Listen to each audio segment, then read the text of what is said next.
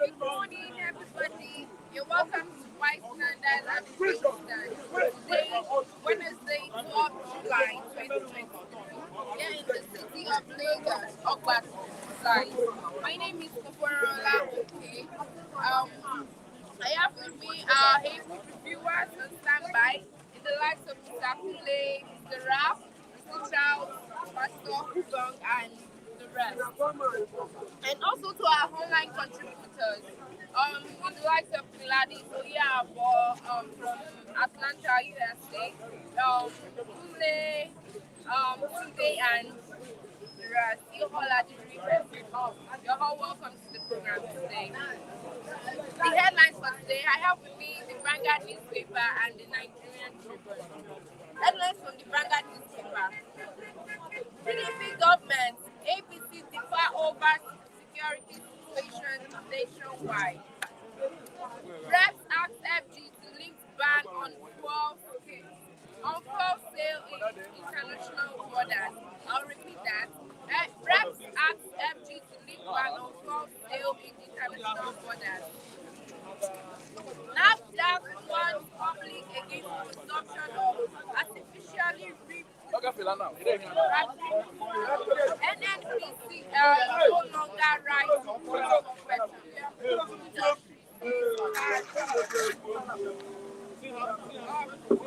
Tinubu expresses sadness over PDP suffers setback as Akpabio names chairman for special committee. Headlines from the Nigerian Tinubu. Places cycle of violence. Reps to CBN. Stop banks from demanding customers social media handles. NDLEA orders nationwide clamp down on illegal sale of natural gas. Drama as judge and police lawyer filing criminal charges against Okoa. Akpabio constitutes standing Senate to probe NNPCL subsidy regime.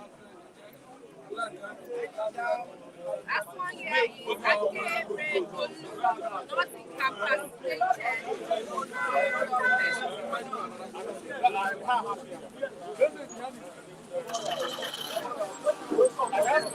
The Point newspaper.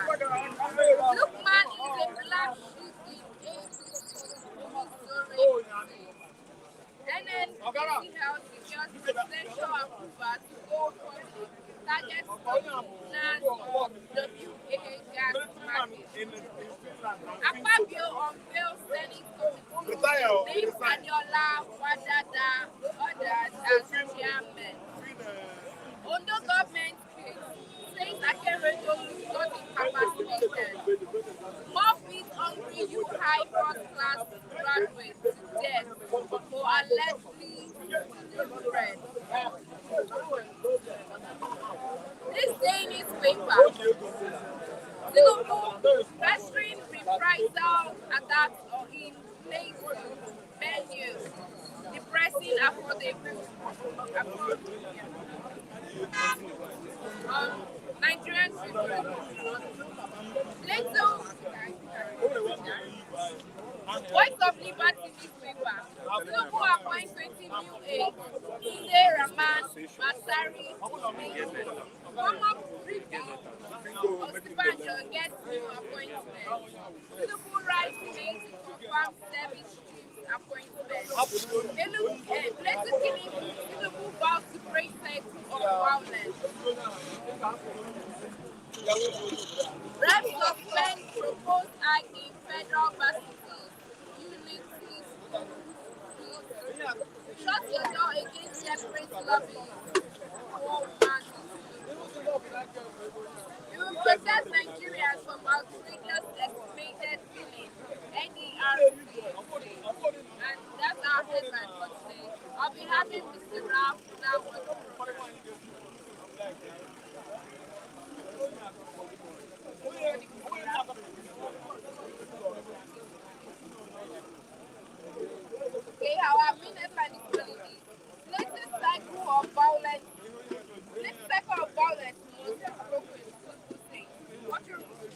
Plateau's cycle of violence, Plateau State cycle. There's much violence in Plateau State. Jos is the capital of Plateau. And Plateau is located on the map of Nigeria, mid-belt, in the middle. So, let me tell you, they are one of the mid-belters. And what happened is that formerly, Plateau State was among the eastern states of Nigeria, eastern region. That was during the time of regionalism. Regional government, Plateau State was among, Benue State was among. Are you listening to me? From that area, they come it out down to Igbo. They are the same region with us. And that is why that region are prone to attack by Fulani herdsmen, by Boko Haram insurgents, who are working tacitly 24 hours to make sure that they Islamize that part of northern states. They are the north. And listen to me. So it is one of the agenda of the so-called Islamists in Nigeria. I know that if I begin to mention them, some person will say, take it easy, they will kill you. No. You can't kill a goat. Yes. See, let me tell you, Kachima Chetima knows what is happening in the country. Because Boko Haram insurgents, they concentrated attack in the middle belt of Nigeria during the 8 years of Buhari regime. They concentrated killing the local indigenous of that region on daily basis. Stretching their dragnet or whatever they call it down to Benue State. Even the Kogis were not left out during the 8-year regime of President Buhari. So what happened now is that they have renewed attack on the middle belters to make sure that they thoroughly take vengeance on the Benue State indigenous, where their founding father, Ottoman Danfodio, was beheaded. Yes, it was probably Igala, former Benue State, tribe, that beheaded Ottoman Danfodio. He stretched his conquest from Connaught down to Mid-Belt. On his way to Igbo land, at that of Igala, the paramount chief, the paramount royal father, the #1 king, Eze Opa in Nigeria. Anybody that is claiming the world is just doing that person is just being political. Because I know that Opa, I thought of Igala is bigger than Sadono. If he lies, let the whole Saudi Arabia come and support him. Make a problem. There is no Opa in Nigeria that surpasses after Igala and his what? Horsemen and chariots. They attacked Ottoman Danfodio in the former region of Benue State and beheaded him. That's why Fulani government of Buhari, they swore that they must surely do what? Bring down Benue State. But due to the fact that Samuel Otto is a short-sighted man, he doesn't know what to do. As I'm talking to you. They keep on oppressing and oppressing and oppressing. Even yesterday, the panel stormed Samuel Ottom's motor workshop in Benue State.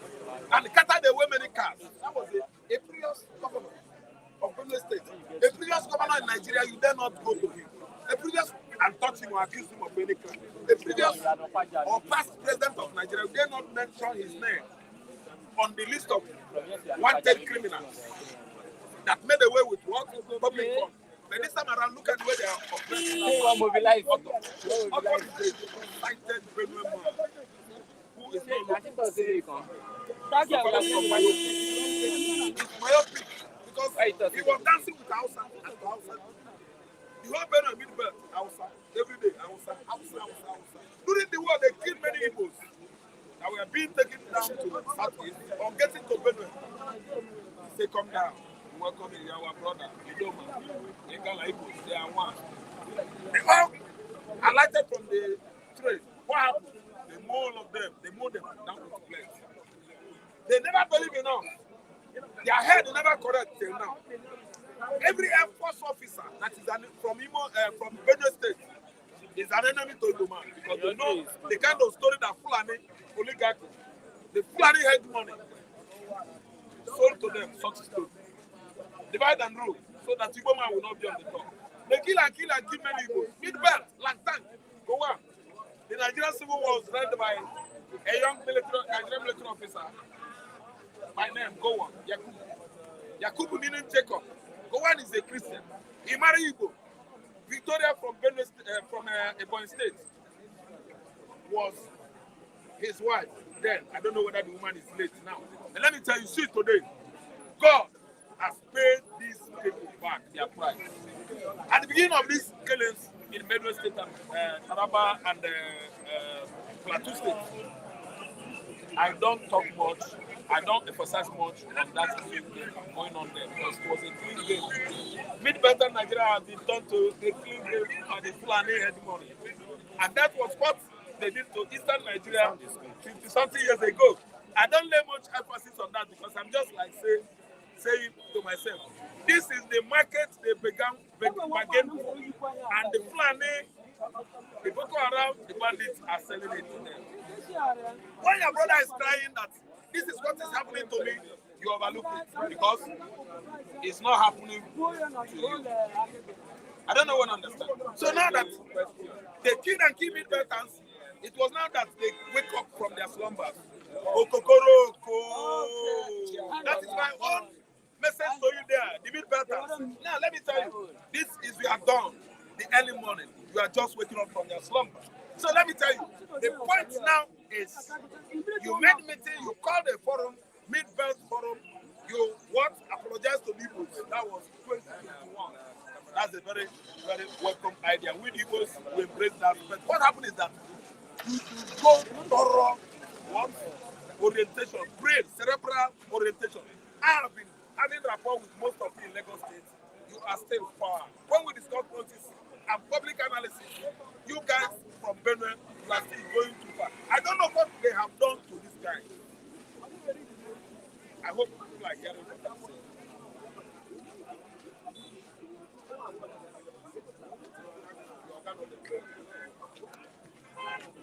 So let me tell you, these guys, they need to shake their brains.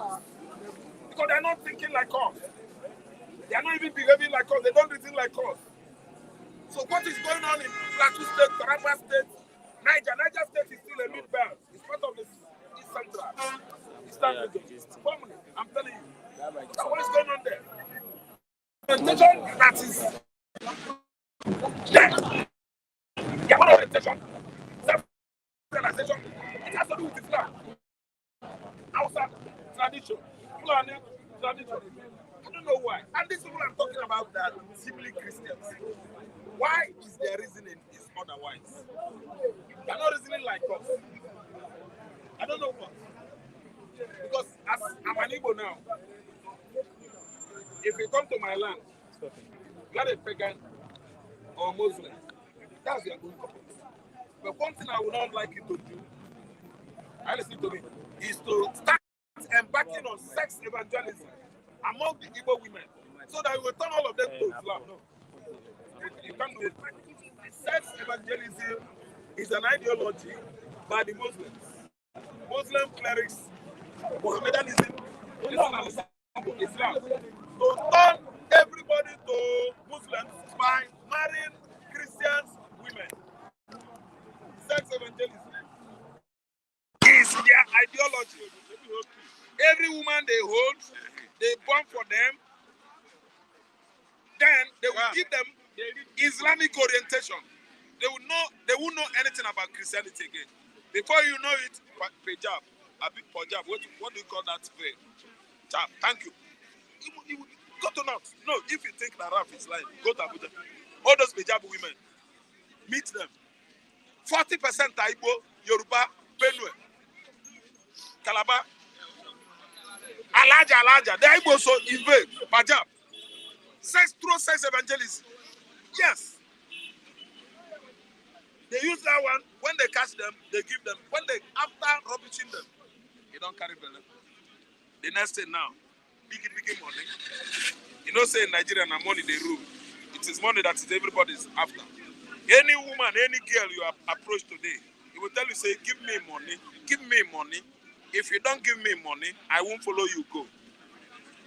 So this Fulani hegemony and their accomplice, they use money to entice our girls, Southwest, Midwest, former Bender states, Southeast, to deceive them through sex evangelism.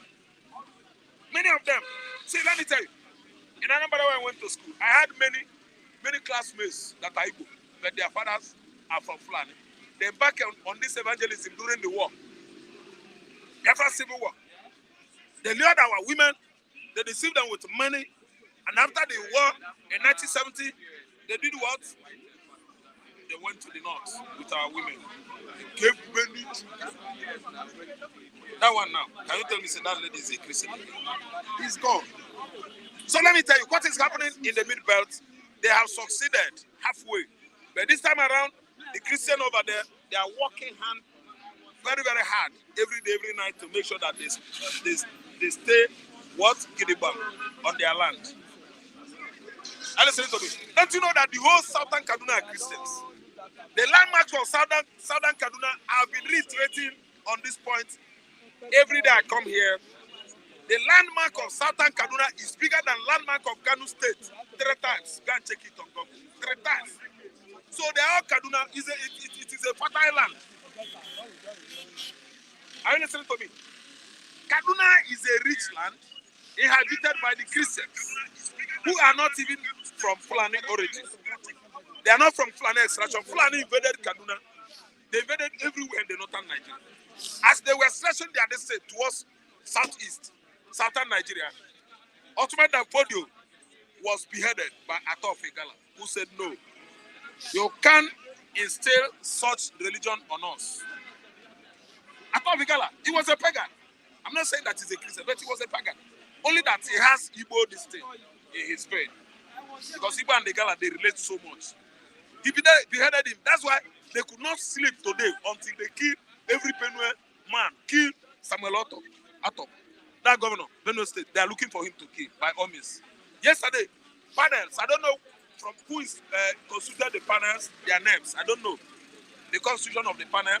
But they moved to a workshop owned by Atop and do what? Impounded many vehicles on accusation that those cars belong to Benue State government. But I'm asking people, the components of these panels, are you trying to tell me that you government officials of the past administration are not having not only cars that belongs to federal government, but even cheap airplanes? You bought most of the planes with allocation from federal government to the states.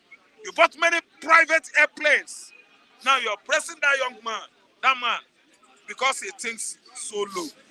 You are impounding his cars. Anyway, they will impound all those cars and successfully they have carted away with it. Because Samuel Atop, if he found out when the Fulani herdsmen were killing Benue indigenous, he keep on asking questions.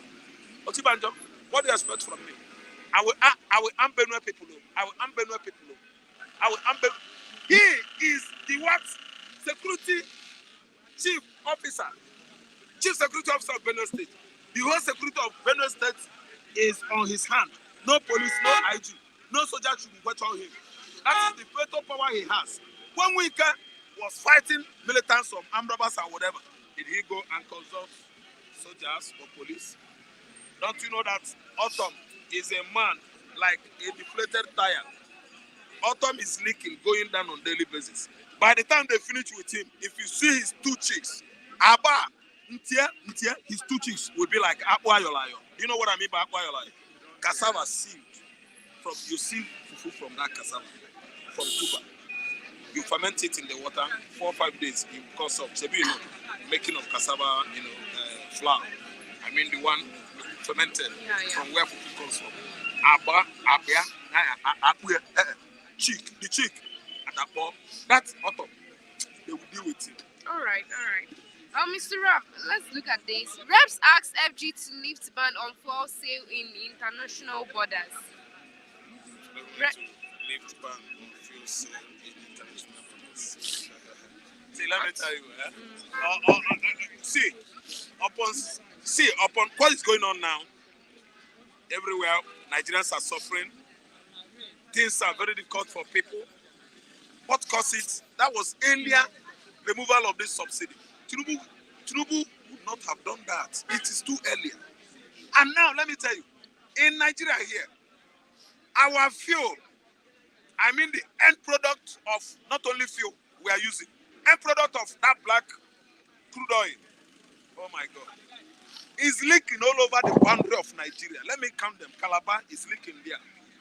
Kwara is leaking. Ondo, Ogun State has border. Lagos State has border. Benue State, no. Yeah, Benue State has border to Cameroon. Borno State has border to Chad and Cameroon. See, let me tell you, Sokoto, Kano, and listen to me, our borders are leaking. Through what? Local, unidentified, uncertified bunkering business going on. Bunkering is what? Illegal sales, illegal trading on oil, whether end products or in crude form. It is leaking through this bunkering. Okay, those people that are having international waters, let me name them. Bayelsa River State, Cross River and Uyo, Akwa Ibom State. Our military are synergizing with the militants, the so-called militants. They are ferrying our oil into the high sea and sell it off to the Europeans in exchange of money, dollars, and the arms. In the high sea, it is going on, thriving at night, midnight. Nigeria is leaking. Nigerian oil is leaking. The fuel, the end product of petroleum is leaking. So let me tell you, if they ban it, it won't work.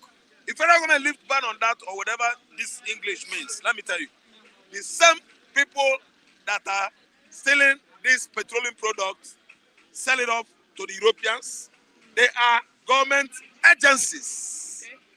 May I just shock you? The first time I come out from school, I went to Idroko border in 1991. I stayed there, I did my business. Idroko border, oh my God. Kerosene products, diesel, fuel are leaking on daily basis in quantum through Ijofi, Idokwetu, Agochacha, Ogosaka Pinta, Ihumbo, Elache, Ikpokia, Balogu. These are borders. I'm naming borders. Path road to Republic of Benin. They are leaking every day. Who are those people? Police, customs, immigration. Alachis, Babanla that own those tanker. Jayola from Abeokuta. Jayola tanker. If it is moving, everybody up to 13 trailers loaded with what? Kerosene. Through border posts. They are then ferried into Benin Republic on daily basis. Okay. So it is leaking. If they could ban it, they should make sure that they are blocking some of their accomplices who are fuel, petroleum thieves across all the borders in Nigeria. Kufo, I think you are tired of me. You want to interview? I'm not. Why you like that? Are you not tired of me? Me. Listen, let me tell you. If they leave that ban, if they bring that ban, if they enact that law, see, customs are going to be badly affected. The military, what happened in the recent time? Asarido Kubo went to the office of Mr. So-called Mr. President, that the military are the one behind bunkering in the high sea. Do you think that Asarido is a liar? No, he's saying the truth. The military, they are looking for him, Kahabuo. They are looking for him, Kahabuo. Yes, they want to kill him now because he said the truth. If we ban petroleum products from leaking into those high sea, the military can do anything because they benefit from it. They are the one into that profiteering business, bunkering of petroleum products, end products. Okay. The customs will get it by hard time, bad to stop. The police will always benefit from bunkering because arranging now, you know Nigeria now, you know what to do now, so that you can carry this thing now. Now money. So if they ban it, the police will suffer and other security forces. Thank you very much, Mr. Raf. Good morning, Mr. Akule. Yeah, is the morning really good because you kept us waiting for a while and you know there's rain coming, right? Look at the sky. My it's dark, apologies. so please time in so that we won't get soaked. Good morning, everybody. Good morning, viewers. I greet you all. Okay, Mr. Kule, the main headline this morning is Reps asks FG to lift ban on fuel sale in international borders. What's your review on that, sir? To lift ban on fuel sale in international borders. I think those rep, I thought they mean well for this country. When you lift ban for international sale, that means you will still be, I don't know whether they're talking of legal transaction or illegal transaction. Because once federal government start doing that, lifting ban from for international sales, that's across the border. And when you talking down, when you saying that, when you're talking, around the ECOWAS borders. And what are the problems we have? They are the problems we have. These ECOWAS brothers around us. Look at Cameroon generally. When they lifted the petroleum, when they shifted the, when they removed the oil subsidy, they started buying fuel at 900 naira per liter. 900 naira per liter. Even the Cameroonian protested. They took bike on the streets and protested. So they are calling for more, scam in that petroleum industry for them to be telling. You see, majority. That means we have to profile. We need to profile all these House of Rep members. Some of them, they're not qualified to be in that post. If not the elections, that's that's not really balanced in this country. What they are just saying now is going to be a sabotage to the economy of Nigeria, because we've never been successful through that route we always take. Majority of our fuel, you see those tankers, they will load in Apapa. When they load in Apapa, they will carry the fuel as if they were coming to distribute it in all the states. Do you know what they do? They divert all this fuel to Seme border, to Niger border, to all, So what are they now still clamoring for? The same route we follow that has not helped our life, that has not helped the situation of the, energy in this country. So the way we want it is the way they should do it. Nobody should listen to those reps. If they don't know anything to say in that Alo chamber, they should come back home and we disband them. That's all. You have a comment, Mr. Kule. Yeah. Good morning, Mr. Kule. Where is the renewed change? Please, Nigerians are suffering. Okay. Where Nigerians are suffering, I'm part of it, but we have to pay a due. We have to pay our own due likewise. And that our own due has a limit, must have a limited, because anything good doesn't come easy. And the way we are monitoring them as police, the way it is now, we are monitoring all the activities, all the implementation of policies. We are monitoring them. To me, Renew Hope needs to come. Renew Hope started with the removal of the subsidy. But the government now, we are hampering down on them. That where are the palliatives you provided for the citizen before you remove the subsidy? And at the same time, we are questioning them. This bogus amount of money our politicians has been sharing among themselves as salary. They should find something to eat, because they should not agree. Make the citizen of the country go hungry with them. The money they are collecting as an allowance and this, they should reduce it so that everybody can be a partaker of this Renew Hope. The Renew Hope cannot just be for some selected government officials, government elected officials, and we will be, suffering suffering in the land. So what we are saying now, when they are on the right track, we follow them. When they want to derail, we correct them.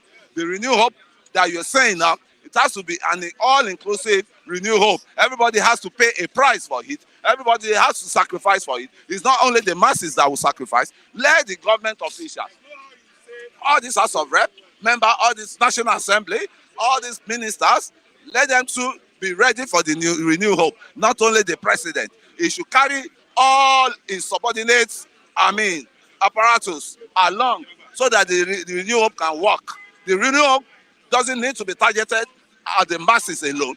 Let all of them be inclusive. Then everybody will have a stake of what did I want to offer to my country? What sacrifice did I want to offer? Is it the bogus money I've been collecting before?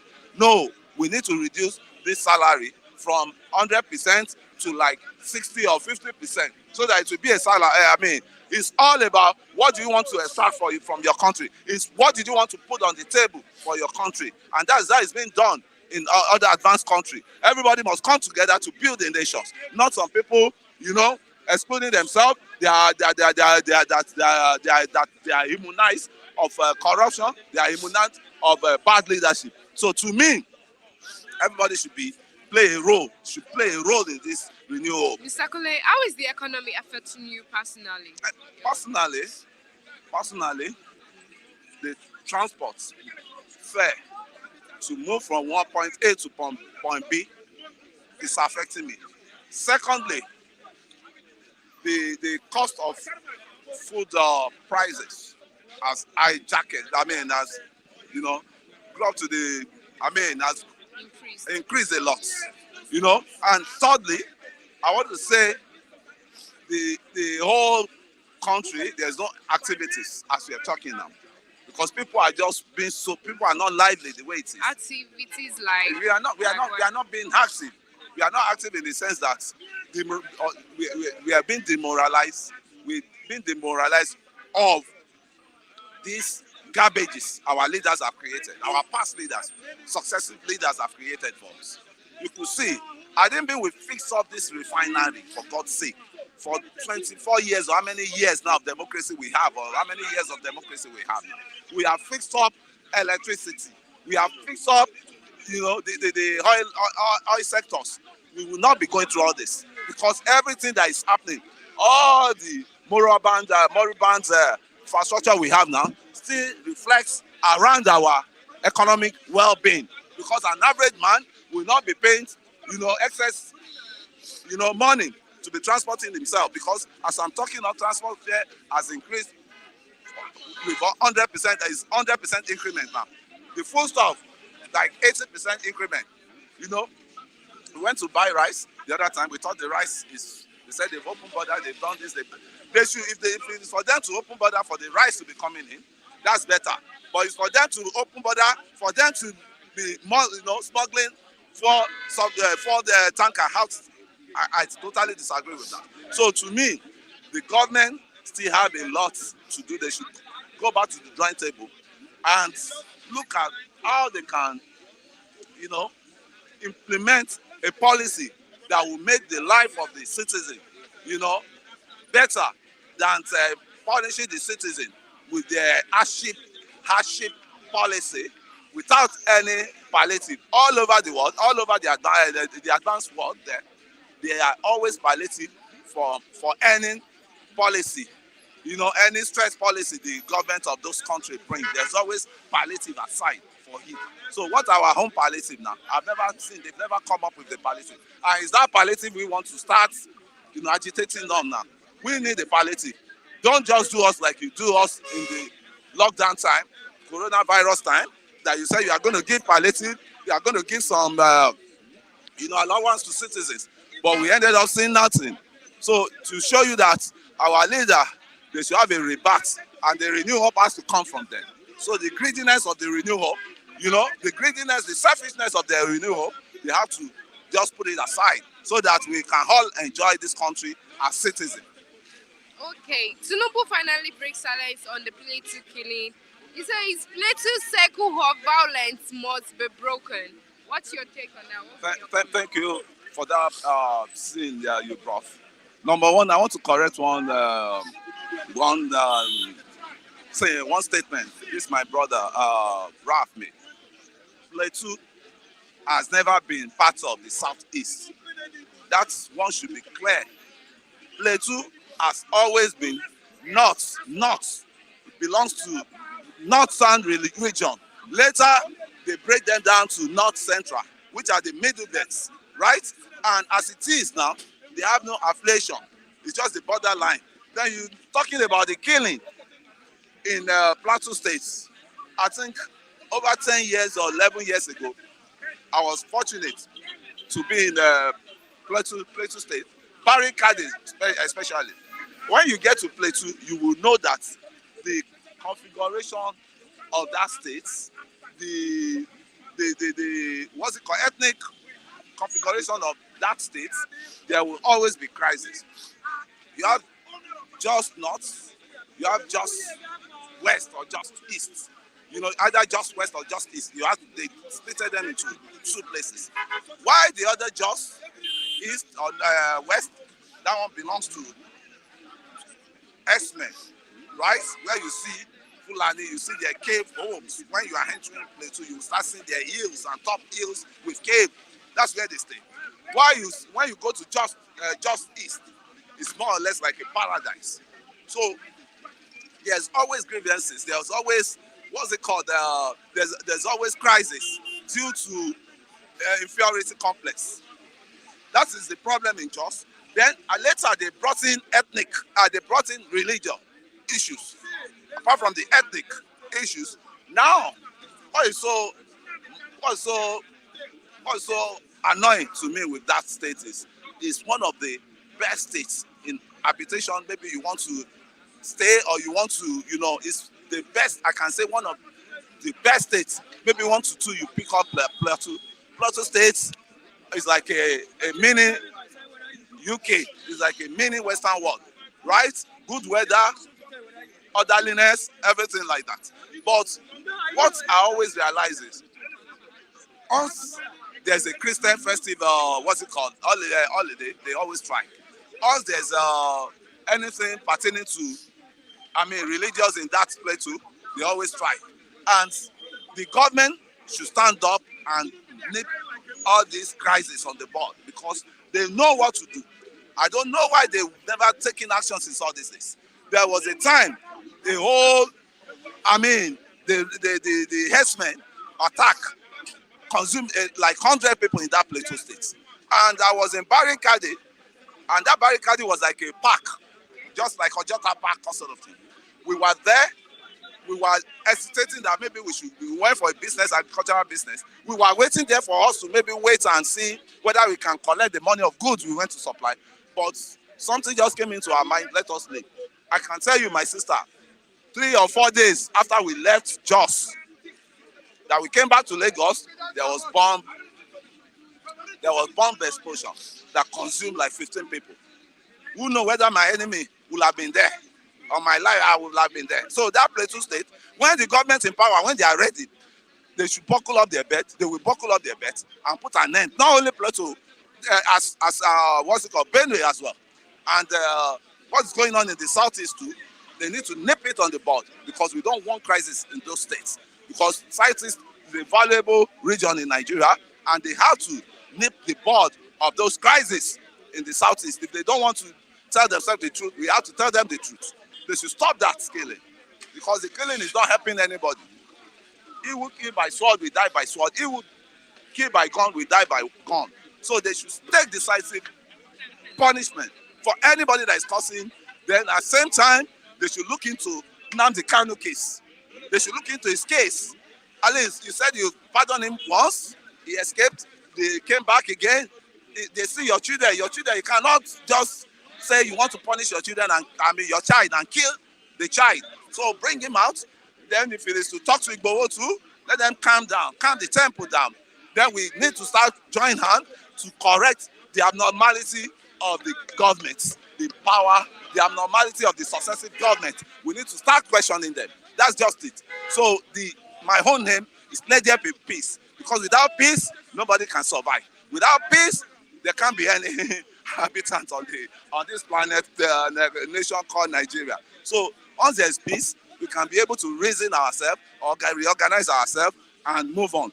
But the end thing again, my sister, let them go and dust that 1999 Constitution out. Let them go and dust it so that we can know that we want to start on the renewal path, true renewal path. Restructuring of this country is the paramount, solution to the what we are facing now. We need to restructure the country. Look at the Constitution, which is a deceptive constitution, and it has not been helping us in any way. So that is just the solution of all this problem on ground. When we have that, constitution, which was done by military stroke some civilians, Nobody, they consulted nobody. They didn't consult me. Neither did they consult you. That this is what they want to insert in the constitution. So they just use their own. But that one is for another day. It's a story for another day. Let them bring that constitution that will make everybody equal. Because the constitution is now in favor. There's a different law for the rich. There's a different law for the poor. So we want them to harmonize the constitution so that it can, what will be good for the good will be good for the gander likewise, so that there won't be oppression any longer. What I hate most in my life is oppression, and I won't like any government to come in and start oppressing the masses. Not only me, my fellow masses. All right, thank you very much, Mr. Kule. Now I'll be having Mr. Charles on the program. Good morning, Mr. Charles. Good morning, my sister. You're welcome to the program this morning. My name is Charles. Let me say it once again. Yeah. Okay, the main headline this morning is Reps ask FG to lift ban on fuel sale in international borders. What's your comment on that? Well, that is what we are living. We live in a country whereby every day you keep on hearing different stories. Every morning when you tune your radio or you watch in paper, you hear from one junction to another that this is what is happening. You are trying to lift international ban on fuel, right? So that most of the money being accrued from the sales of most of these things that are going towards federal government, you don't have to reduce so many things like that. But is that what we're supposed to be talking about? We have a lot of Nigerians that are suffering. You see, I used to come to this place every morning. I am not a fan of, I'm not somebody that just come to this place and start preaching to you what happened in 1970, what happened in 1980. Let's talk about the present situation, what is going on. What concerns mostly with our Nigerian citizens. Every day, these people, they are doing all these things. Most of these politicians are doing all these things simply because it has a side effect, or it's having a side effect on them, because they know that most of these Nigerians, our eyes are quite open. And we know most of these Nigerian citizens, we know what we're doing now. And they know that this is the only place where, when they lay emphasis, everybody will keep on agitating that this is where the main money of Nigeria is forthcoming. But is that the point? People are suffering on a daily basis, but they're not doing anything about it. What kind of government is this? So it's not fair. Fuel or no fuel, why not do something so that everything will balance? You and I will enjoy the standard of living in the country will be okay between both of us. So, but it's not fair. Every day, fuel. What is going on? You want to lift, or you want to increase, or you want to lift ban on international sales of fuel or something like that, simply because maybe there's an eye. People are trying to find out the loopholes where those things are coming in, and you are trying to behave. And now, the people have just said it. Believe me, nothing like that will be done. This is just a method. We have just said it. At the end of the day, they will just feel as if we don't even know what we're doing in the country anymore. That's it, but it's not fair. Okay. All right. Moving on. PDP government APC differ over security situation nationwide. What's your review? Well,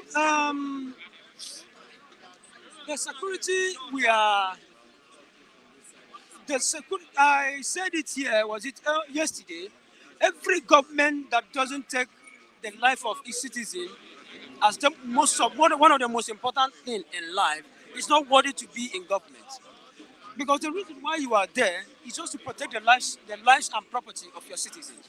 But in a situation whereby you are not there, what you are after is just to siphon money, siphon funds, pick on money, do things, build houses in abroad, build mansions in Lekki, Banana Island, and you forget about others. Is that the kind of government where we should be clapping on? No. Any government that is not entitled to fight for the security of the life and security of life of its citizens is not worthy to be there. Now, APC are saying that they are showing much concern, right, on the security of the country. Every agenda as a president that is coming in, every agenda they will bring in, they'll say that they want to fight insecurity.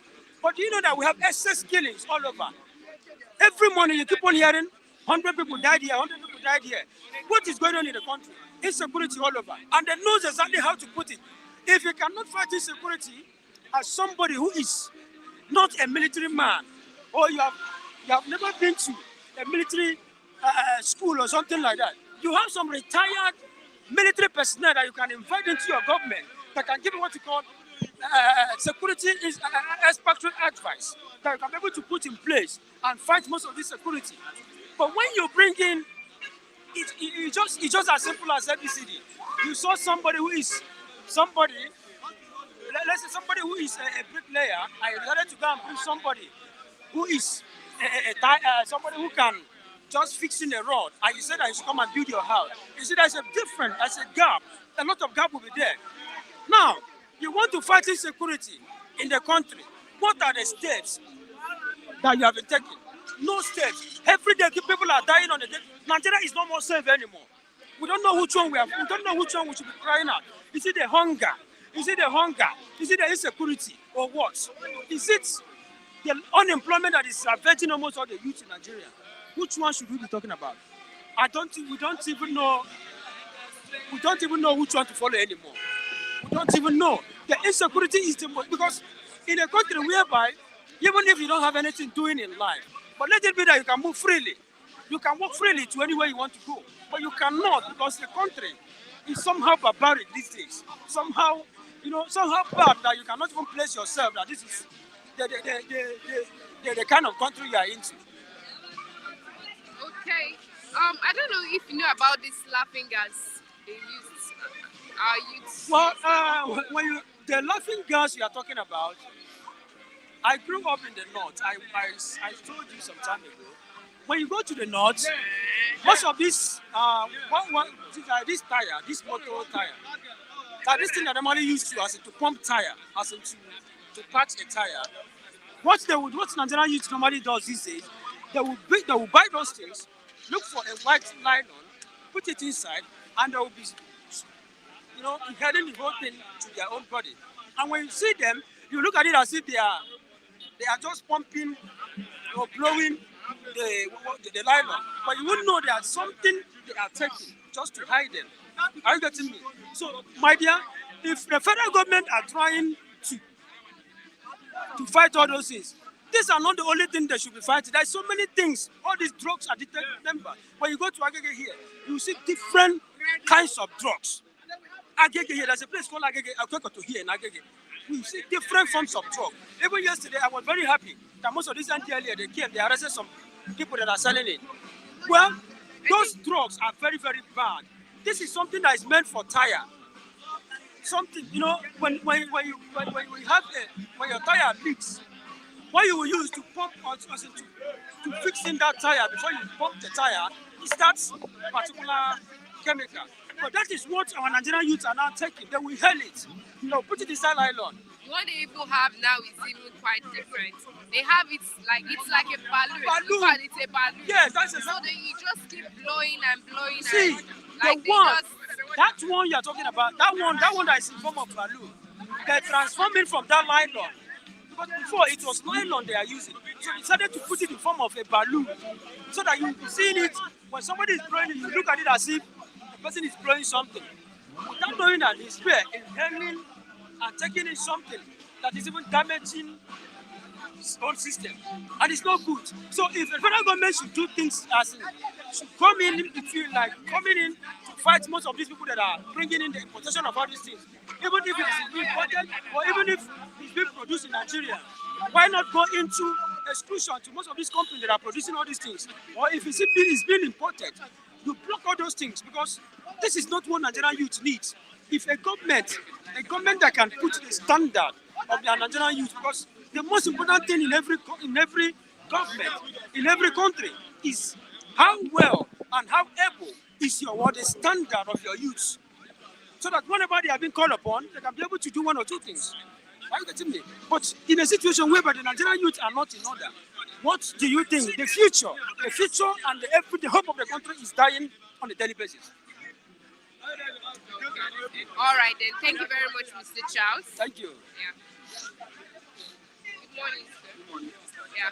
Tell us your name, please. My name is Oladele Ezekiel. Musician. Ezekiel. Yeah. Like I have my fans there. Let's say I'm a musician, I'm a music producer. Awesome. Yeah, awesome. You're welcome to the program. Yeah, welcome. Okay. The main headline this morning is Reps asked EDU to lift ban on fuel sale in international borders. What's your take on that? Ask federal government to lift the ban. Hey, why they won't? Because they know that it's just funny. Like I always say, this government, it's a cabal stuff. All those things they are saying they are playing, we need to, because they know say now then they see gain out of there. Now tomorrow now they will just say this is the benefit when Nigeria is benefit from it. Let me tell you, now them. Imagine a country whereby a government teach everybody to being an hard-working person, that you provide everything for yourself. You provide the way you will live. You provide everything for yourself. Now, tell me, that kind of government, what do you need from them? So, all these things that they should leave the band, they know what they are doing. And if they leave the band now, tell me, this I don't know, what do they call Dangote refinery? They say they open it. You never even start working. Never start working because I don't know. Are they just deceiving us or what? We are not a fool, for God's sake. This way, you know what? Tell us say it never work. Before, to me, okay, let's say, Nigeria are the kind of person say, Nigeria doesn't care. So far, they need that thing and they see that thing. Yes, if say na another country, fuel cannot just become 500 like that. Some they sell 600, some they sell anything. And see, my people, so far we say we are adapt with providing everything for ourselves. There's nothing we can do. We just pray that okay, let us see it. Wetin they pay me, wetin I don't understand. Say, fine, now you say you comot the subsidy, now you ban carrying fuel to other country, and why the fuel is still I don't understand. Okay, now tell me, what is the assurance if they started carrying this fuel to other neighboring country, go sell for them? What is the assurance that there won't be a fuel scarcity again? Because I don't just understand. I don't understand. Just tell me. If not, you say na another country, no citizens can accept that 500, 600. Where we say, you tell us, say, now we, the crude oil, now we they get the crude oil. Now here in day. So wait, I'm coming. I think yesterday, the security stomping like that, they say they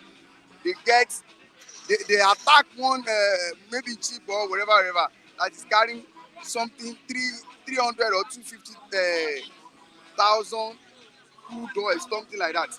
They say they find 70 something illegal refinery. 70 something illegal refinery. Is that not a crazy thing? Are we fool? Security. Okay, now tell me. One thing I know is that they will never probe those people who get this refinery of a thing. And I will tell you, it is those people that is government, it is those Kappa people that will get it. Because there is no company, whether not Total, whether not Shell, whether nobody that will come into this country have that kind of refinery. Is not something that you can use a 10 by 10 meter square or shop build now. You build it in a very big places and they find a whole 77. Are we fool? Are we fool? See, they should don't stop deceiving us. They should do whatever they want to do. We have adapted with providing everything for ourselves. What do you want to make Nigerians do? As I say, say we should stop being food. So what step do you want Nigerians to do? See, one thing I know is this. Remember, you're also a Nigerian, so. See, I will always keep saying this. Because this thing, Nigeria, your brain will just adapt with this thing. Most of youth like me, I tell someone, if someone today can come out, it's funny. I say, okay, bro, we'll borrow you money or this thing. I can go out there and go and learn more. Because tell me, what do you want to do? Upon say we find everything for ourselves, they make everything hard. You want to use light so that you can be able to thinking of creating something with your life. No light. people everywhere. They make sure say the life hard so that you will just be finding a way to survive, not a way to okay, now tell me, all of us, most of, let's say 95 or let's say 85 youth or people, they are working on salary, and me and you know that salary is just to give you food money, to just give you food money. Now tell me, how you want to tell me that there won't be poor in the land? The poor would be, it will just be going generation by generation, and then they have a way to bring their child, their this thing, their family.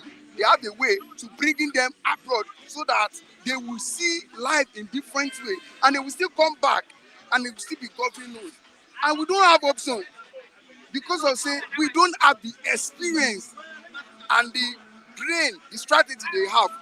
So one thing I know, say, I know that a time will come where everybody will come out. Most of our fathers now, they are now calling we and saying it with cry, say they failed us. They have already failed us, and they are saying we too should not fail our children. We should come out and tell them that what they are doing, it's not good.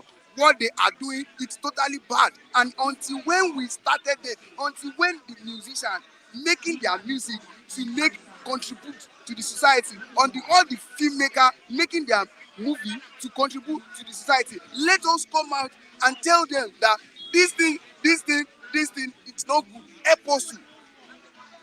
Now, you know, every youth, almost every youth, every lady, every people, they want to venture into music industry because they know that that's how they can just save anything, and Chakpa, God bless you. But if there is a way whereby the music, the films, these things is contributing to the society in a way that anything they say, anything they do, anything they, has meaning to the society, is talking about Nigeria, is talking that this thing is not going. Now we know, okay, Mr. Government, Mr. President, we don't know everything going in this country because it's there. He doesn't know anything. But now we dey see am, let's use our music, let's use everything, let's use our program. We should just even stop fighting about the religious of the things, about the tribe, we should just make sure we stop it for now. Let's be our brother's keeper. Let's talk about the problems that is facing us. Let's use our music, let's use our films, let's use everything and stop importing all this illegal culture that is not yours. Stop believing in it, stop investing it. It's crazy. A white man will never do like a black man. And we black man, we are so confident in importing their lifestyle, the way they live, and it will never ever work for us. That is why governments, they know what they do us. Once they know that maybe youth want to do the better, they will just bring one program like maybe Big Brother, bring something or whatever. They plan for you people. You people will focus on that, and they will be easily they doing their shit. So we need to just think. Our parents have failed us. Don't let us fail our own children coming. It's crazy. But now tell me and you, we have opportunity to have this knowledge because we find ourselves in area whereby they have knowledge. What of others that don't even have the opportunity, that don't even have the chance? What of them? All right. Let me ask this. Let me say this. NDLEA orders nationwide clamp down on illegal sale use of laughing gas. Do you know of that laughing gas they use now? The youth use. Okay, it is a smoke or what?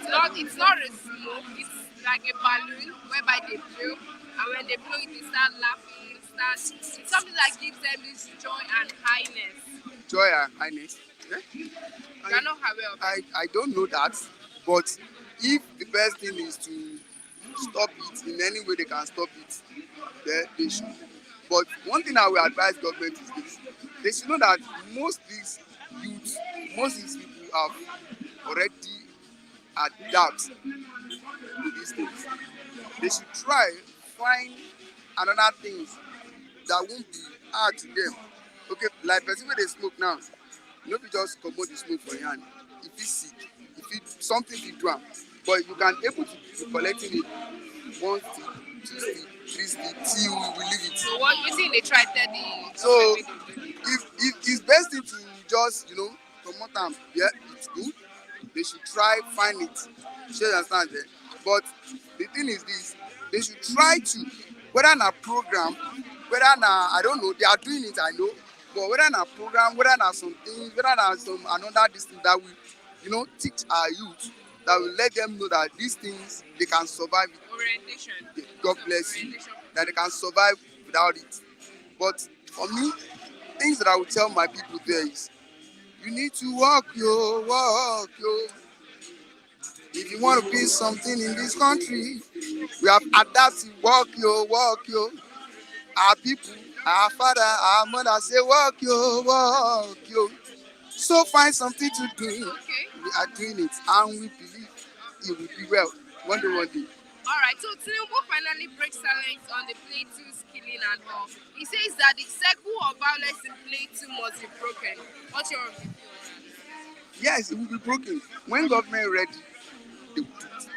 Because one thing I know is this: if there is a killing in every area, believe me, there is a cabal, there is a group, there is head for it.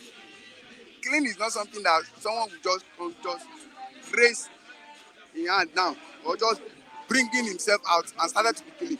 There must be a process. There must be a supporter. There must be a backbone. I will always say, if I have opportunity to advise Mr. President on security, I can say it and I will say it. Sure, you understand then? Until when they know how to use thief, catch thief. Until when they know how to use cat, secure fish. They know say fish na cat they chop fish. Until when they know say okay, cat, this is fish. If you chop am, you go to jail. Now then, the fish will look so secure. If you want me to break it down for you, for example, now, believe me, every area of this killing, of this thing, they have a. I heard that these X-Men, these people of the things, they have one village there whereby they collecting tax, they collecting things from your place. They collect things from villagers, from farmers, from this thing, blah blah blah. They go there. In fact, some people, you understand what I'm saying? From people, you understand what I'm saying? They know if these people want to strike. They know if things want to happen. You understand what I'm saying now? So it is only when they be starting, the elders, the chief, the KBACs, the kingsmaker, all these the head, all these styles of the thing, until when they know how to just grip them. Once they grip them, say okay, if killing happen here or if this thing happen here, now you go jail. Once they started arresting them and they are going to, let's say 3 weeks, now then go provide a good security system for that aspect. Okay. That's it. Before you go, let me ask you, how is the fuel subsidy and the whole situation affecting you? Everybody knows say it's hard now, but I've told you before, they have made sure that we provide everything for each other, for ourselves. They will tell you, do you go to fuel this thing? You see fuel buy at the rate of 500, at the rate of 600. This so far is too much.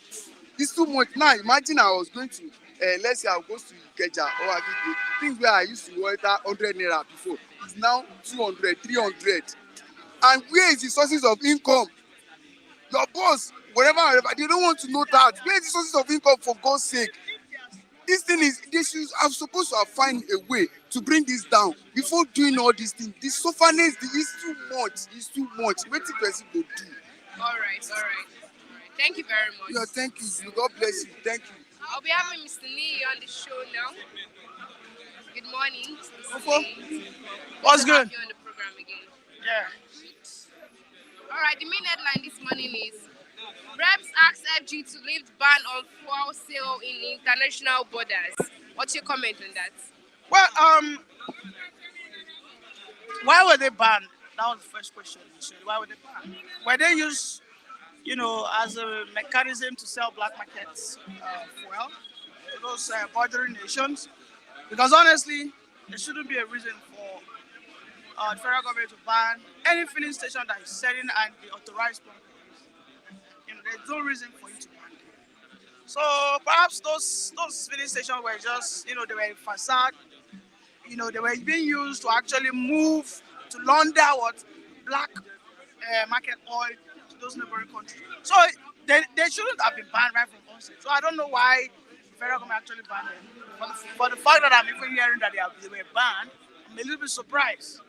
Okay, because why should I ban anything that is close to Cameroon, still on Nigerian soil? But the fact that they are selling at the Nigerian authorized pump price, there's no reason for us to ban it. There are Nigerians living in that place. Okay, if Cameroonians want to come and buy fuel for us, they buy it at our price, authorized price. So why should I ban it? Okay, maybe they were banned for the quality of fuel to sustain the real Nigerians who are in the hinterlands. Maybe that was the reason why. But if that wasn't the reason, maybe those stations were used to actually move illegal oil. Then that was a good reason there. So I think and there's information reaching me that the acting Comptroller General of Customs, they said that they're all trying to actually remap and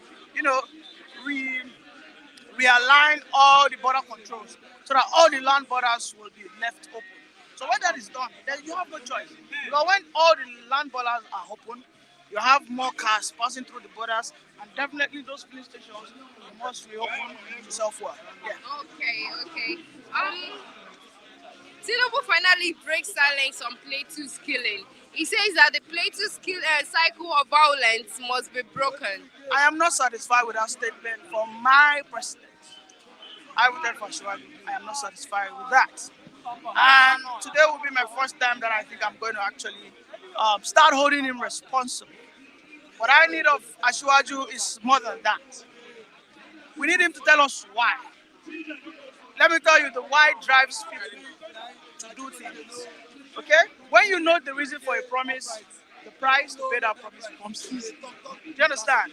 If I promise you, okay, that I'll take you to London, but all I need from you is to study hard. The price of studying hard will be easy for you because at the end of the day, Jos is a very important state to Nigeria as a whole. Let me tell you, Jos, if not the most important, will be the top 3 producer of critical farm produce. Have you heard about the tomato juice? Tomato juice. Do you know how expensive tomatoes are right now? One tomato costs 100 naira. One pieces. Just one round tomato costs 100 naira. In Jos, they give us about 60% of the tomatoes that we consume. Then let's go to Irish potatoes. Irish potatoes, which we also export to neighboring countries. Yam, just as we have in Benue too. So, Tinubu coming out there, telling us, saying all sorts of things that Plateau cycle. No, I'm not satisfied with that statement. I need him to come outside and be more aggressive. You see these people that kill themselves, okay? They need to be killed as well. Because who kills by the sword will also die by the sword. Then lastly, the insurgency that we have springing up from all the geopolitical zones in Nigeria across our borders. I hold those ones right from 1999. Ask me why. Do you know that if everybody is busy, do you know that if everybody can, get at least 10,000 naira free money, what we call royalty? If everybody enjoys what we call royalty, as small as 10,000 naira, do you know that insecurity will be reduced by at least 50-60%? Those governors has eaten all the dividends of democracy.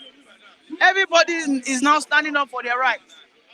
You understand? And those that are standing up for their rights, and the only way they can do it is going to banditry. is to what? Cannibalize on the vulnerable because they have access to arms. If those governors from today, tomorrow can promise Nigerians, and not just promise, can begin to implement what we call good governance.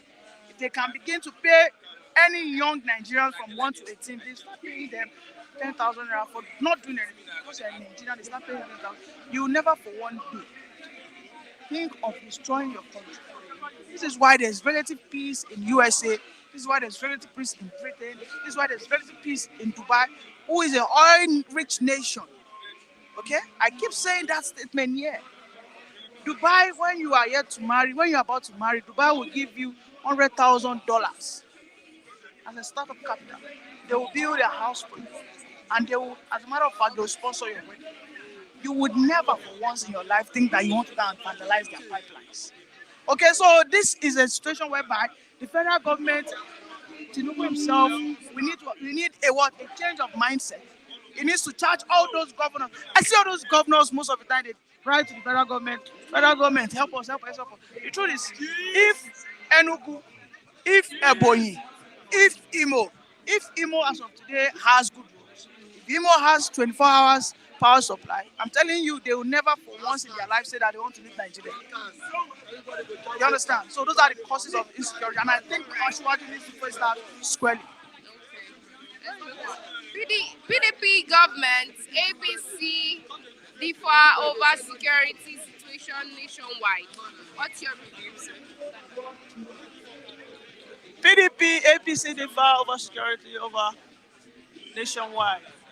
Well, my interpretation of that statement, I think PDP is trying to differ. They are trying to exonerate themselves that they would have done better.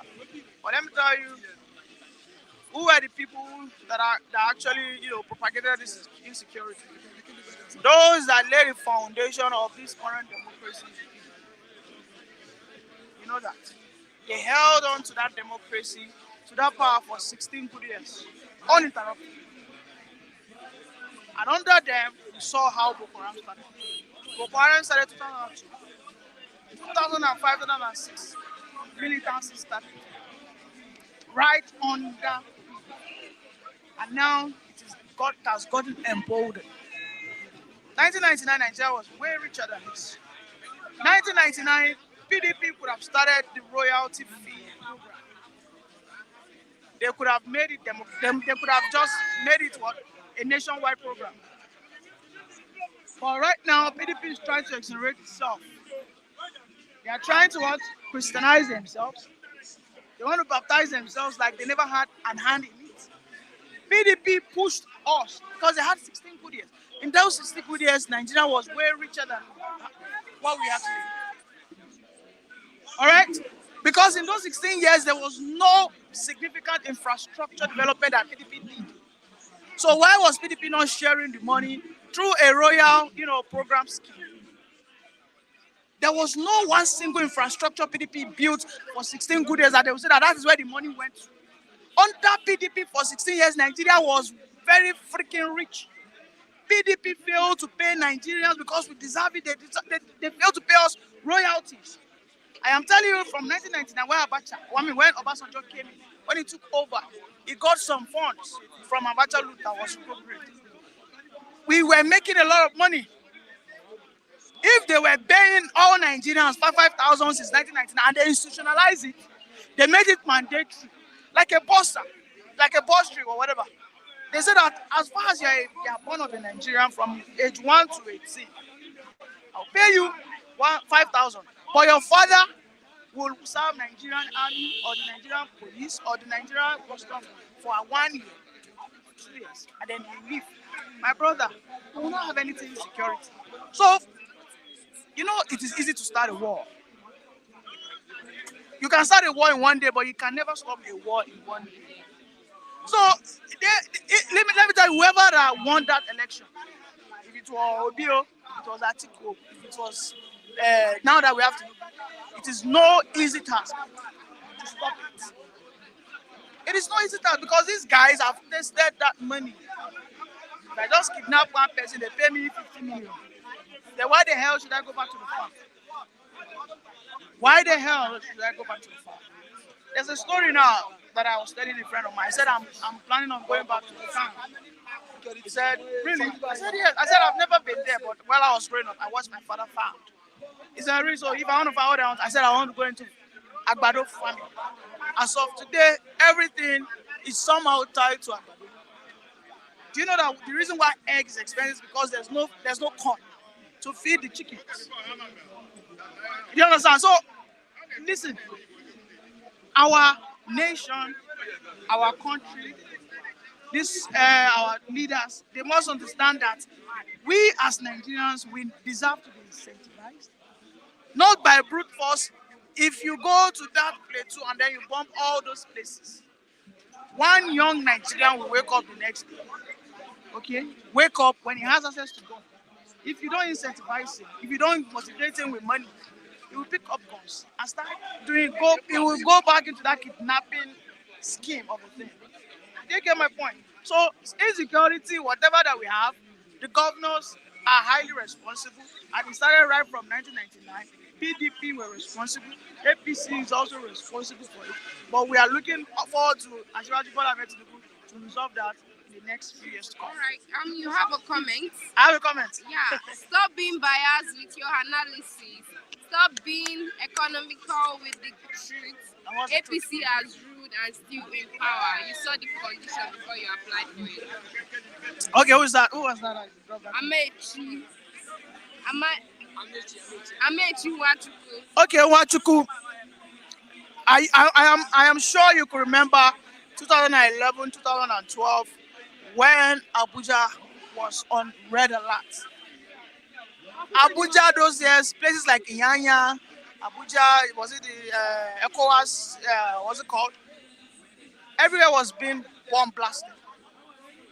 Boko Haram had their flags, erected in about 8 local governments in Maiduguri. But today, we don't have any flag of jihad again. Today, you can spend your night in Abuja. Are you with me? Now, on that one, APC has done it. But now we now have a new face of terrorism, which they call banditry. Which they call what? Banditry. Banditry, they arrest human beings. They collect 5 million, 10 million per head. Do you get my point? Now, we are still on the same page. I am not exonerating APC. I am not saying that APC has done the best it can. And that's the more reason why I told you that we expect that Asiwaju will be able to bring an end to this insecurity in the next few years to come. All right. Okay. Thank you very much. All right. You're welcome. I'll be happy.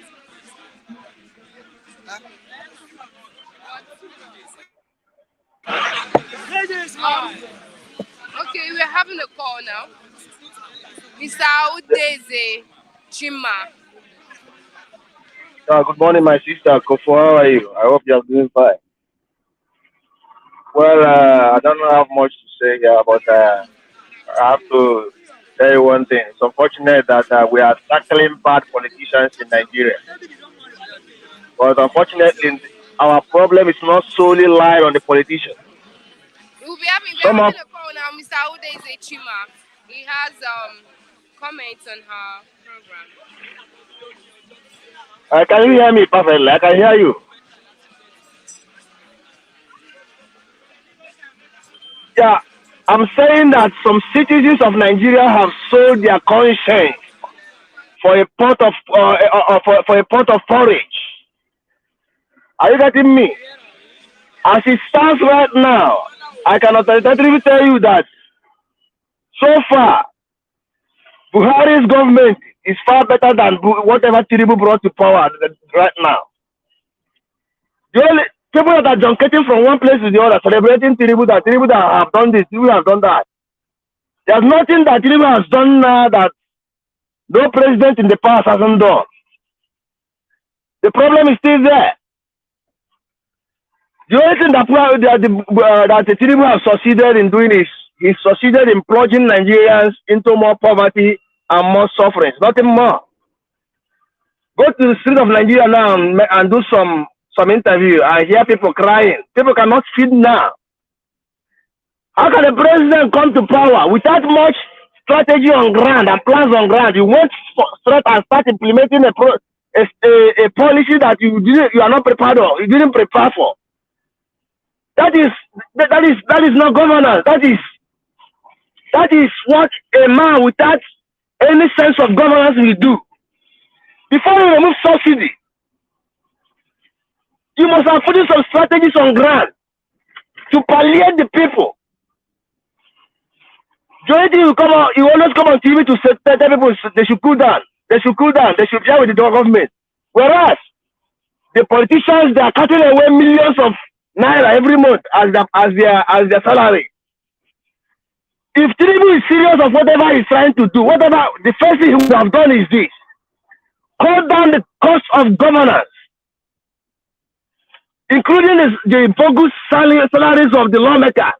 How can a senator be going home with 35 million naira every month? Every 30 days, you give someone 35 million naira. This country is not serious, well. Unfortunately, people are celebrating what I don't know. This is what you get when somebody took what doesn't belong to him. The same way Buhari took the mandate of Jonathan by threatening him, and Jonathan chickened out. He came to power unprepared because he knew that this is not his mandate. This one has rigged his way to power again. And they are telling us to cool down, cool down, cool down. This is the same way Buhari was telling us cool down, cool down, cool down. Until 8 years passed. And we all are witnesses to what happened. This government is not ready to do anything. They are not prepared. Okay. They are not prepared. We are hoping for a rerun for the people, for the person that win the election to take his mandate and start working for Nigeria sincerely. God bless you.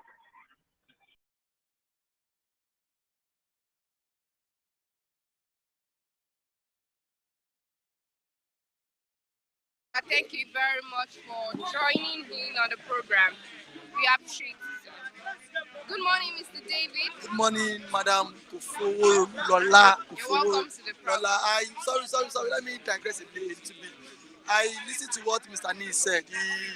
He actually said during the PDP era, PDP did not build any infrastructure for 16 years, and that's what Nigerians are suffering. But I think he just left now. So I want to make this little. I want to say this, that he has probably he might have forgotten that under the PDP era was when Nigeria was able to clear all debts in Nigeria. So you should also not forget that during the PDP era there was also economic boom. Him coming out to tell us that now is not justifying the failure of the APC-led government. Now, an average sensible Nigerian can always tell you that the PDP era was far better than this one. I don't need a soothsayer to tell me that. Now, one of the functions of governments is to make sure that lives and properties have been safeguarded. Now, how much do we purchase? How much do we buy foodstuffs then? How much was the bag of rice then compared to now? Now, from now to then, what has changed? He made mention about what infrastructure. The railway today that Buhari is giving kudos to himself. It was Goodluck Ebele Jonathan that started that project. The power sector today, it was Goodluck Ebele Jonathan that reformed that sector, that made sure then he sold off NEPA, and then he had to privatize that sector. It was PDP era that made sure that all Nigerian airports are no longer in care of the federal government again. Make sure that investors come in and then invest into that sector. Look at everything in Nigeria today. No, so if he made mention about infrastructure, he should come out straight and then tell us of which infrastructure. Under that government, roads were being built. Under the government, there was economic boom. whereby every Nigerian could live, even if those of us that were not, even people that were not rich, can still live, can still go to the market and then purchase a bag of rice. Even the poorest of Nigerians, the poorest of Nigerians can purchase a bag of rice for 6,000 naira then. But now, even now the middle class now can no longer have access to this thing. Now he's saying he's now putting all the economic blames on that. So you should not forget that in the same country, when there was oil boom, when the price of crude oil was being sold for $180 per barrel, good luck Ebele Jonathan, and then I think Okonjo, what's her name? Okonjo Iweala was Minister of Finance. She called all the governors and said, let us have excess crude oil accounts. Let us save money for rainy days. Let some particular amount of money, let it channel into the excess crude oil as well. It was the governor of Lagos State then, Fashola, and Oshomole. It was the governor of Edo State then that said that states could no longer pay salaries, and now that the government should share the money. That was what I could remember vividly. It was Governor Fashola and Governor Adams Oshomole that went to meet Jonathan and said that states should share the money. And now the money was being shared among all state governors. And now you cannot see the effects on the economy. Nobody can tell us. Mr. Ni here can pay for Buhari. He can pay for Buhari. I thought you should have asked him that under Buhari's watch, how did Buhari perform well? Can you compare Buhari's government and then Jonathan's government? You should have asked him that when he was heaping blame on the people government. What did Buhari do? For good 8 years. He should tell us Buhari's project. And now they have brought in Ashwaju again. They have brought in Ashwaju. Now the latest news is that from henceforth now, from next session, every federal universities, their tuition fee is on a very high side. Now, you lab students will now pay between 150,000 naira every section for school fees, and then hostel fee 100k. What of the parents, children that their parents cannot afford this amount of money? Every day, under Jonathan, he built 9 federal universities. If he forgot, Jonathan built 9 federal universities. Jonathan gave out somewhat policy in terms of what empowerment. He gave out Shopee, and which I also benefited from that Shopee. I also benefited from it. I don't know anybody through that Shopee, and then I applied, and then government was paying us stipend then without knowing anybody. So coming to attack Jonathan, so I think it is very callous of him, because the government is supporting is no match to Jonathan's government. They are very far away. Jonathan government tried, though too. He has some last tips too, but see, to some extent, he's trying. Under his watch, Nigeria was the fastest growing economy in Nigeria under Jonathan's watch. He did not buy that. It was IMF that gave him that, gave Nigeria that. But Buhari came and then sorted everything. Now he's coming to say this one. Back to the question. All right. We actually have a comment. David, I know your scheme. You're objecting the truth of yours because of your paying masters abroad. Oh. This is just 45 Who is days that? of Tinubu Who said that? presidency, so calm down. Who said that? Okay. Mr. Lee, nobody. I will not go into details, but probably when I see him behind the camera, we'll talk about that. Now, 45 days is enough for a government that wants to put things in place. It's the grand running. When the president announced fuel subsidy, he did not take him removal of fuel subsidy. He didn't take him a twinkle of an eye before he made that pronouncement. So Nigerians want a president that is proactive. Now, did you know what he said? Now, Ashwaju is now bringing out a policy now. I've heard of a policy that once you have a borehole in your house, you will pay for the numbers of time you pump water. Meters will now be installed across any federation. As long as you have borehole, now government will now start taxing them. If you pump water, there is a certain amount. There's a meter that will now be installed in your compound. So this government is very mad about revenue drive. I'm not against that. Every government would always want to generate IGRU. But first, before embarking on all this revenue drive, make sure that the people have something meaningful to do. Make sure that people are fully engaged. People you want to collect us from them, are they working? Don't suffocate them. Now now this government are now subsidy rubber barely a month now. Now no palliative to cushion the effects of this fuel subsidy, and now you are coming out with different policy of taxations, and these people you are taxing, we are handicapped. Majority of Nigerians don't work.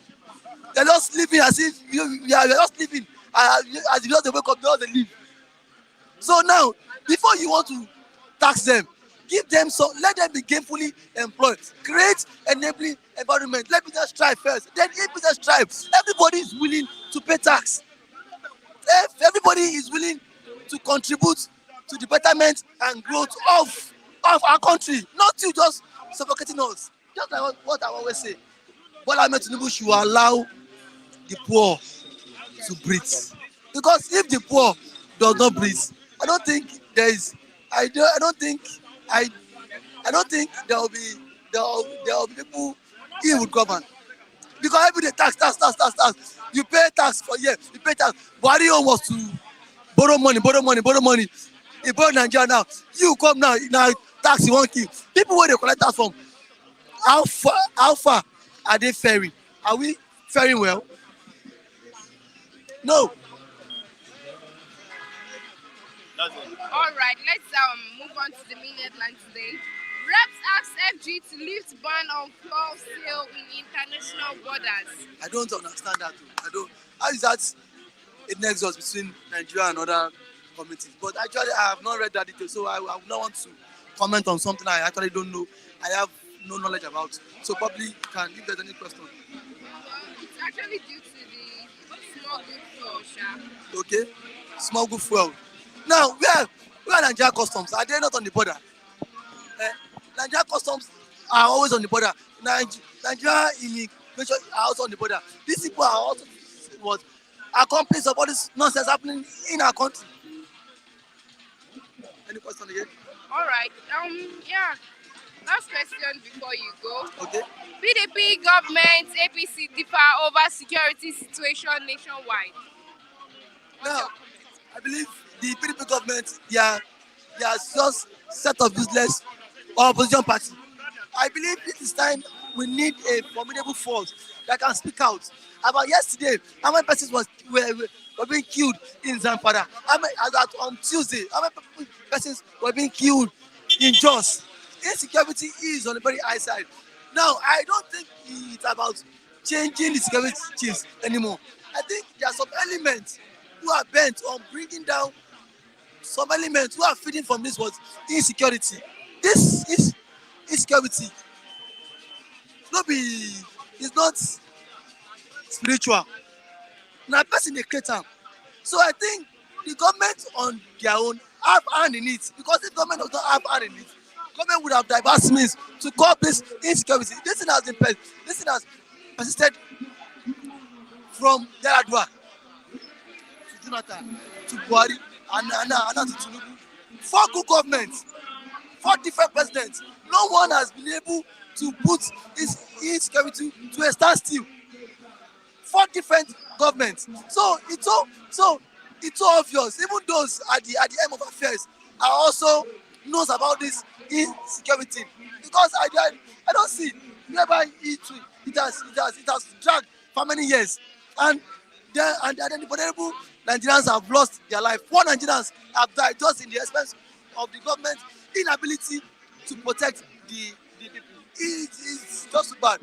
We have in a country whereby don't forget that don't forget that the immediate chief of army staff was given 1 billion for him to purchase ammunition to buy weapons. The man siphoned the money at the expense of people who are dying. So it is so sad. Like Nigeria, I don't think insecurity would ever end in Nigeria, because some persons are making gains out of it, and they are really reaping from it. So I don't think insecurity would ever end. All right. Someone said Nigeria is not a country for business center. You do your electricity, water, job, etc. Nigeria, wait. Thank you. All right. Thank you very much, Mr. David. We have come to the end of the program today. We've all heard from our standby reviewers, Mr.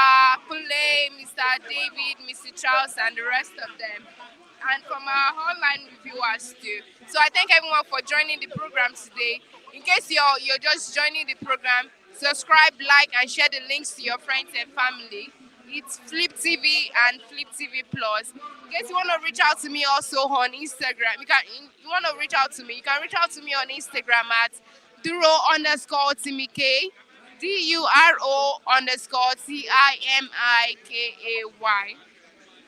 I'll see you all tomorrow.